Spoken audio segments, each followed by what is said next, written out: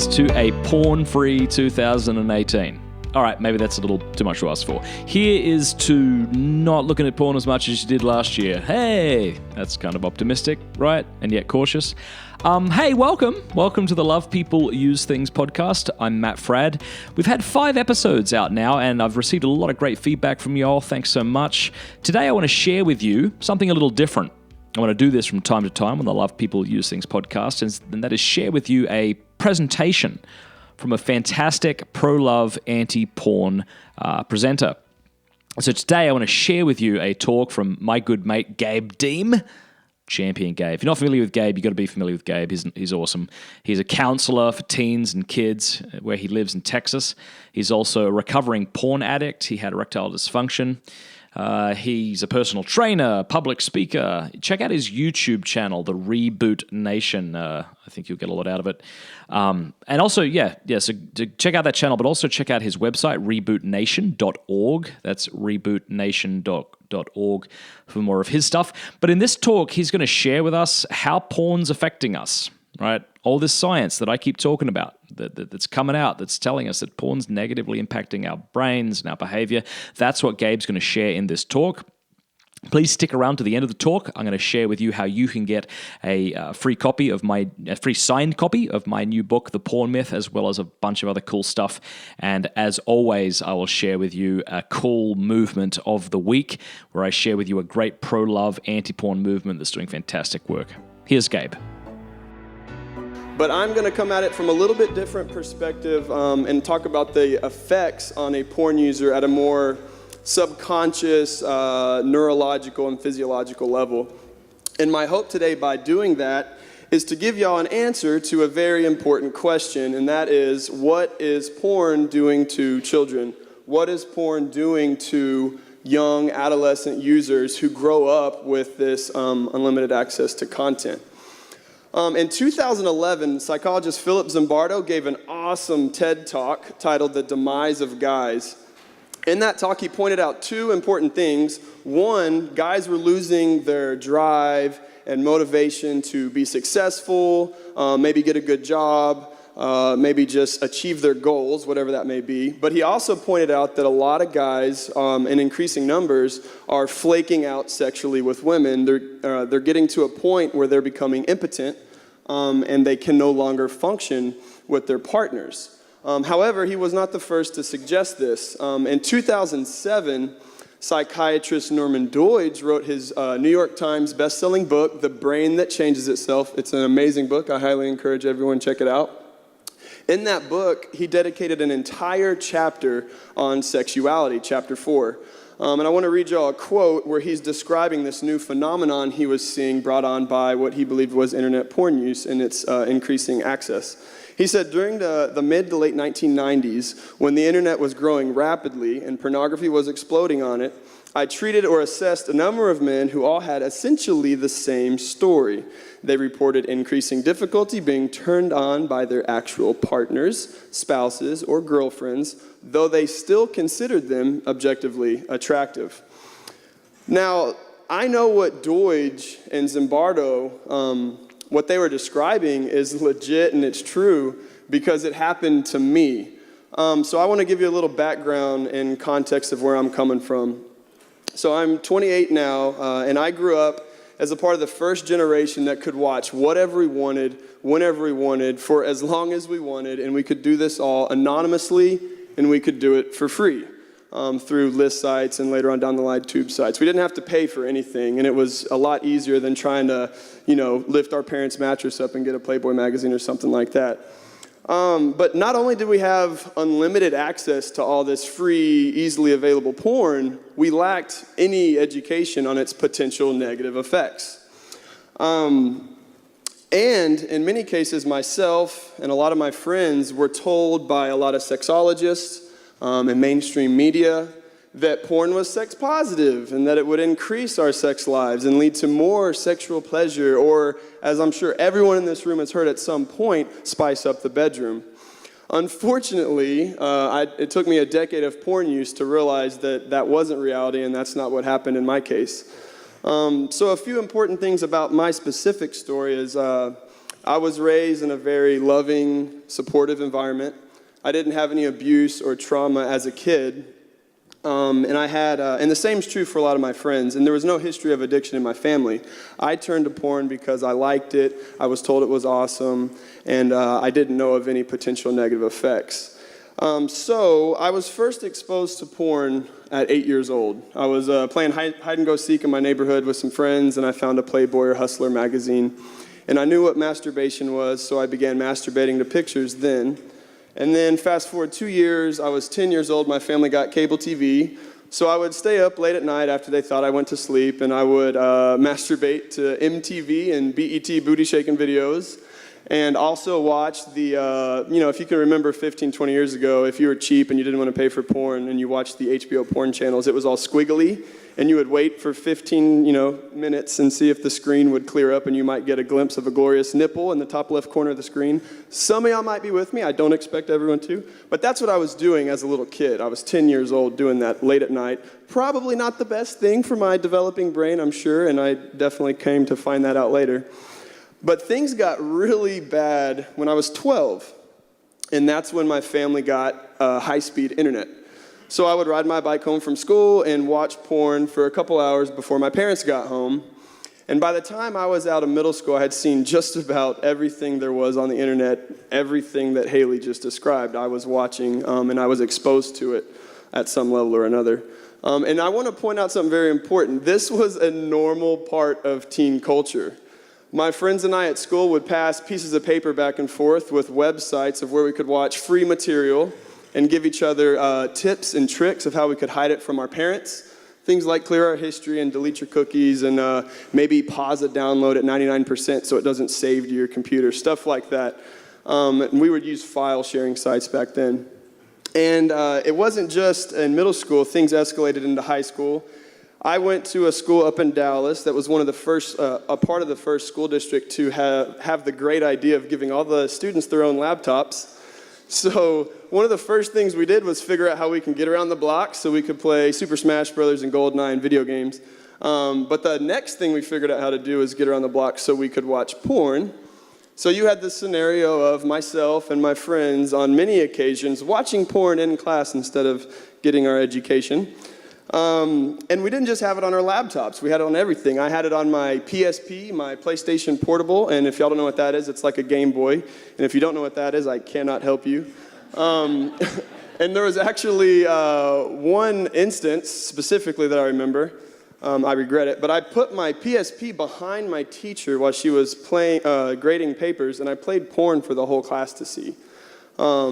If I could go back in time, I'd punch myself in the face for being immature, inconsiderate, and disrespectful. But the reason I'm saying all this is because, for one, just to paint you a picture of how prevalent porn use was amongst me and my friends. It was everywhere. And two, and this one's a really important one because a lot of skeptics of porn problems will say that this is the main issue, we didn't have any shame around our porn use. We watched it happily and proud. We bragged about it. We were very open about our sexuality and our porn use.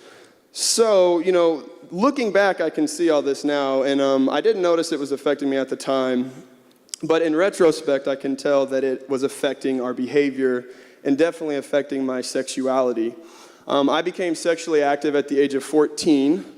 And that's when my battle for pixels on a screen and my sex drive for real partners began. And through high school and into college, I continued watching porn and having real sex.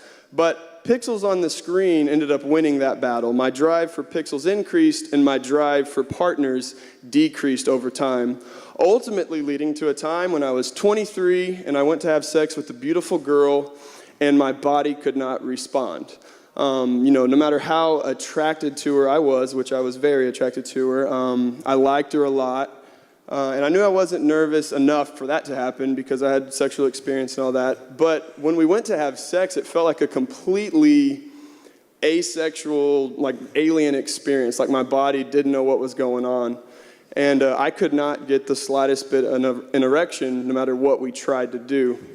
So I freaked out. I was young, otherwise healthy, had no clue what was wrong with me.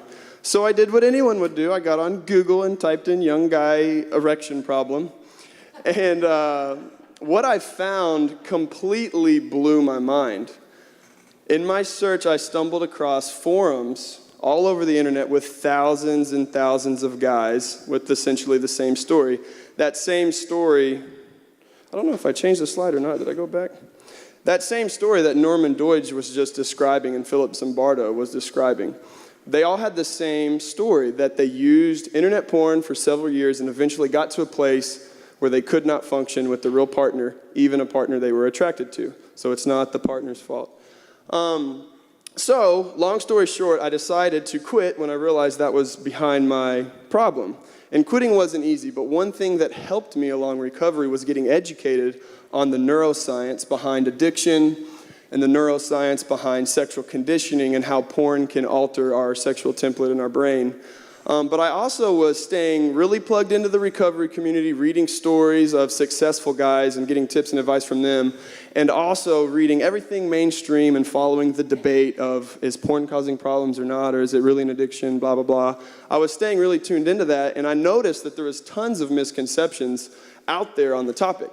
A lot of it was outdated historical arguments that no longer applied to our generation, and I want to cover a couple of those.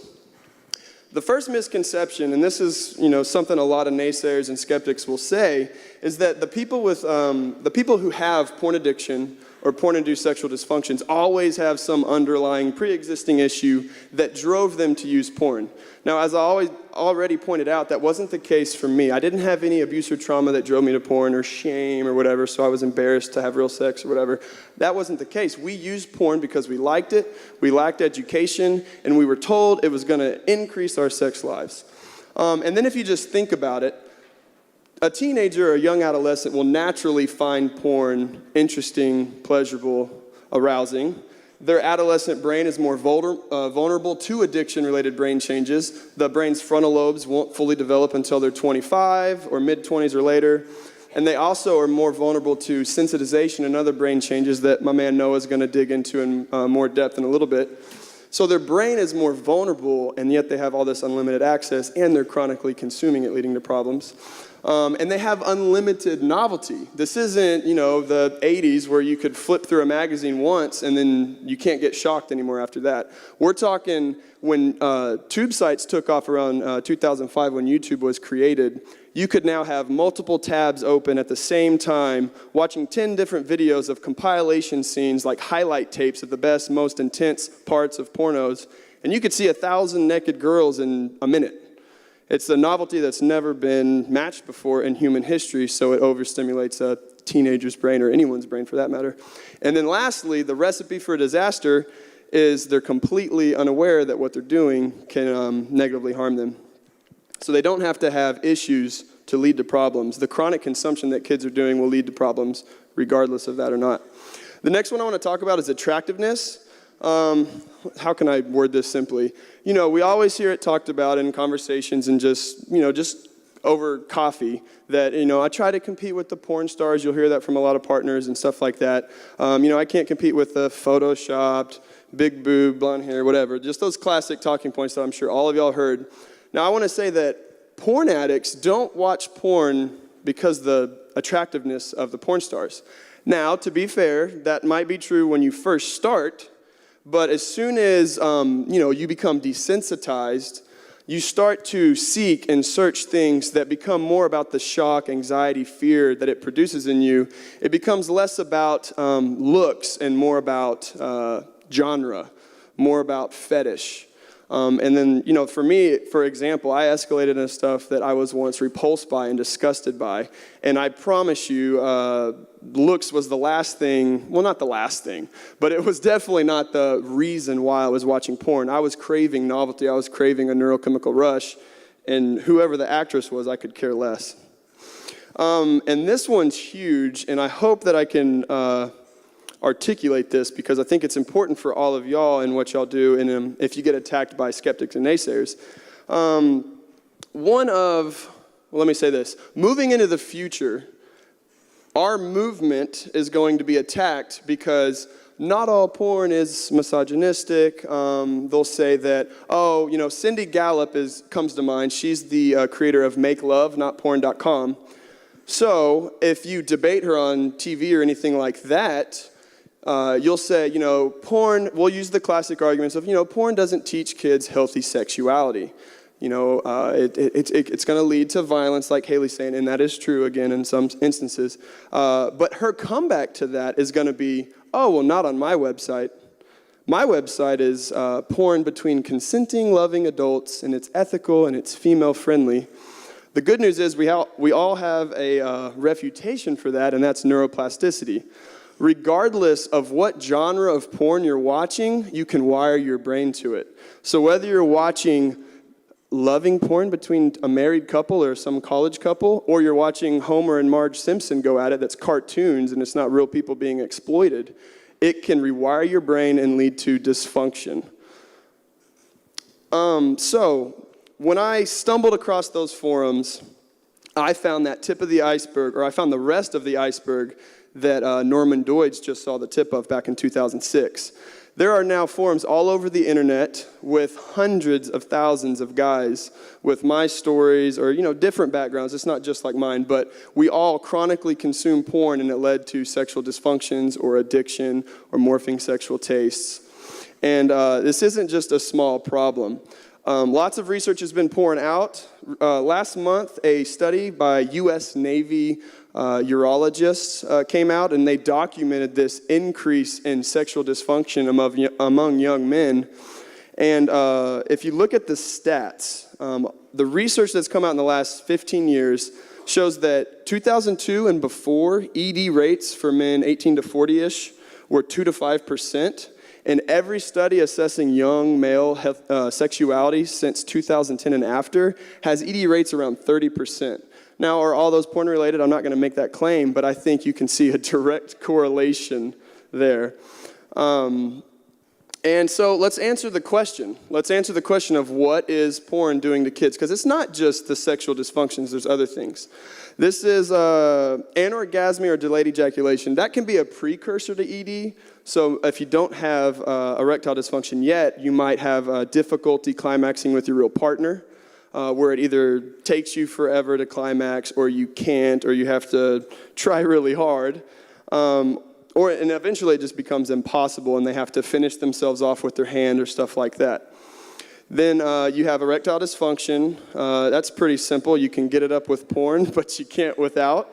In severe cases, I should say this, some guys get so desensitized that they can't even get it up with porn anymore. Brain fog and concentration problems, that happened to me. Nothing else in my life seemed interesting. I struggled to feel emotion. I struggled to connect with my partners, not just sexually, but emotionally.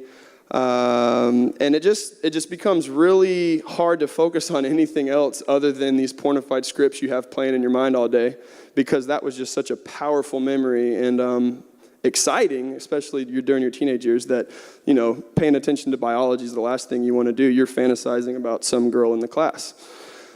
Increased social anxiety, this happened to me too.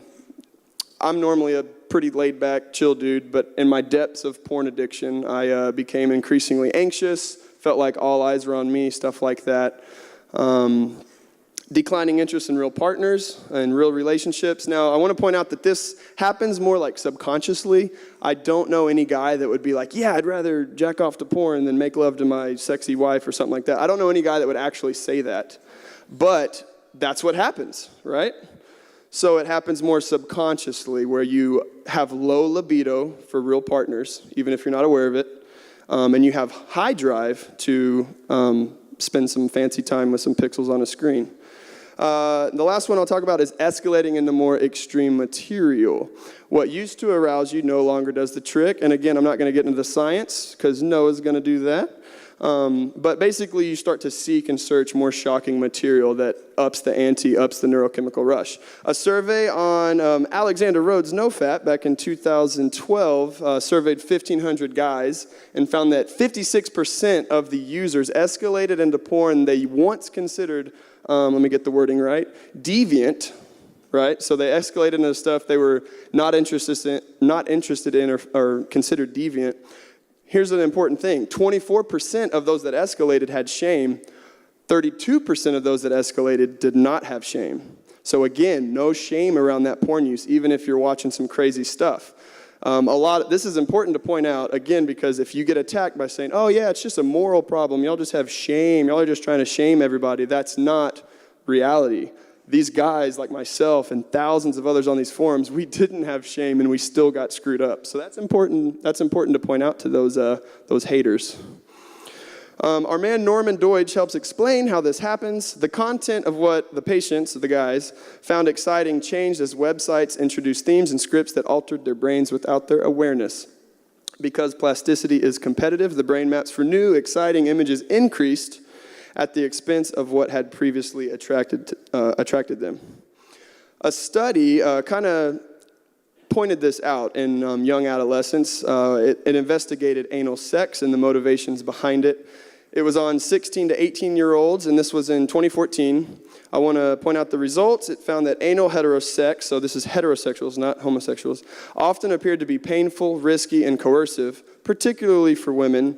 Interviewees frequently cited pornography as the explanation for anal sex. I want to point out a few important quotes that break my heart, and it's pretty telling. A young girl from the study simply said, obviously people enjoy it if they do it. But we know by just reading the study results that they're not doing it because they enjoy it. They're doing it because they see the actors on the screens enjoying it. And this quote is pretty telling. Let's look at it really closely and just kind of see the several different things that stand out to you. A young guy named Mark, I doubt that's his real name, and it's not important. But anyways, I think that the boy enjoys it. I think it's the boy that pushes for it from watching porn and stuff. And again, we're talking about anal sex. They want to try it. The girl is scared and thinks it's weird, and then they try it because the boyfriend wants them to. They normally don't enjoy it because they're scared, and I know that like with anal, if you're not willing, there's supposed to be a not in there. If you're not willing, you don't relax. Not willing, scared. So what you have happening in reality is young people manipulating and coercing their partners to do things that they don't enjoy doing because that's the new normal. And I'm guilty. I probably said the exact same paragraph as that Mark guy at some point in time in my life. So animal studies point out just how powerful this early sexual experience can be when we're specifically talking about adolescence. This study is one of my favorites, just talking about sexual conditioning. They had young male rats mate with they were both virgins, but male rats mate with female rats sprayed with cadaverine, which is the smell of rotting flesh. After they mated together, the newly conditioned rats played with and chewed on toys that were sprayed with that smell.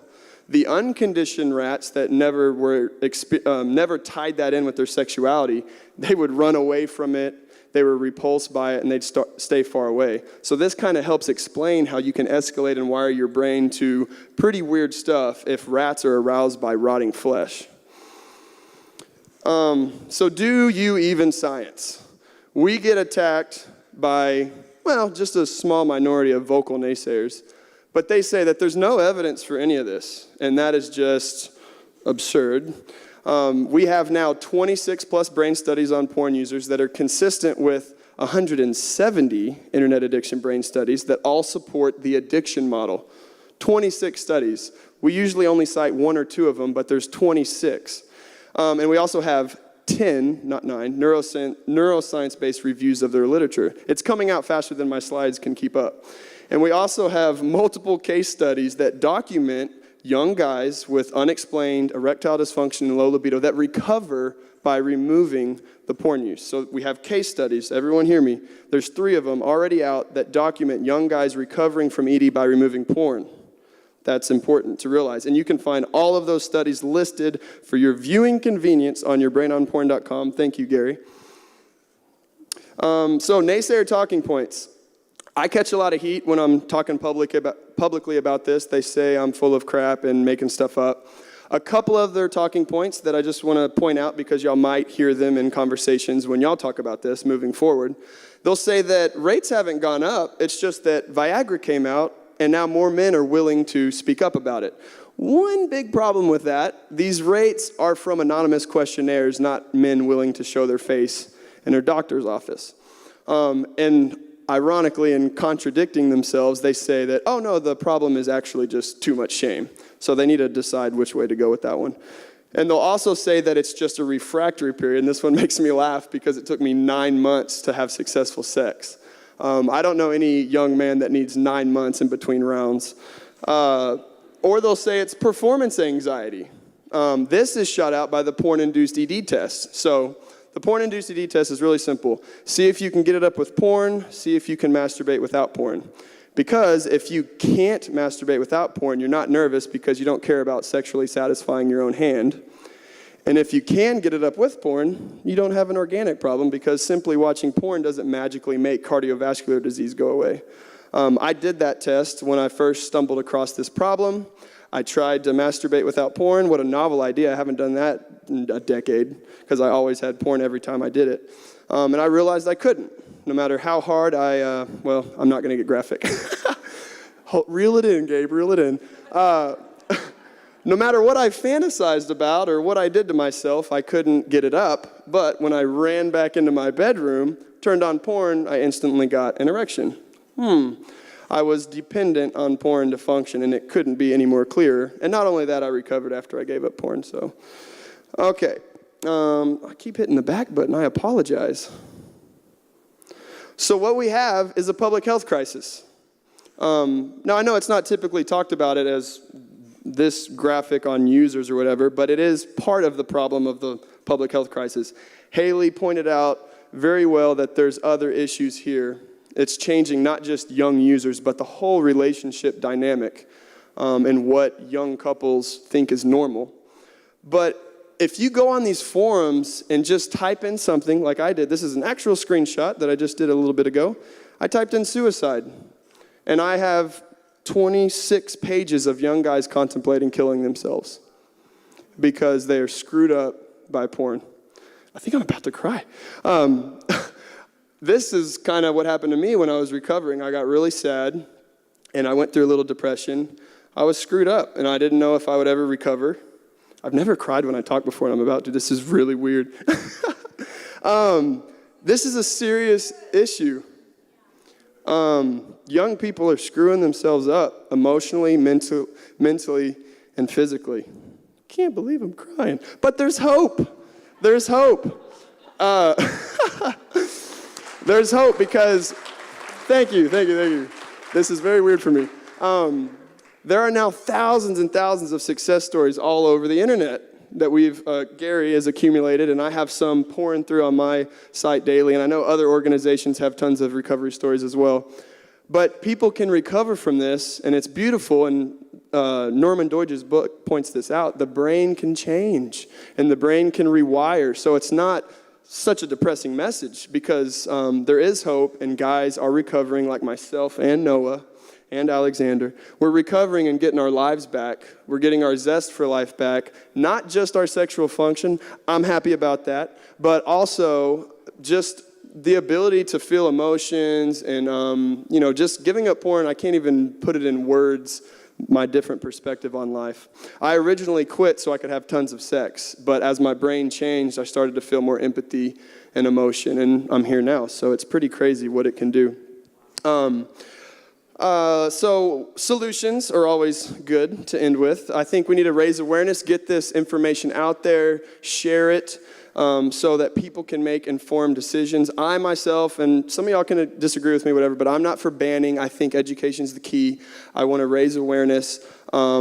Through education, I think that's the best way to do it. Teach these young kids the neuroscience behind how porn can affect them. I stayed away from hard drugs as a kid because I knew of the potential negative effects. I had no clue about porn, so I consumed it. And I think we need to do a better job protecting kids. So I'm all for mandatory filters on anyone under 18. I think we need to all push for that. We talked about it in a meeting. We're going to be working on that, and I think we can do a better job.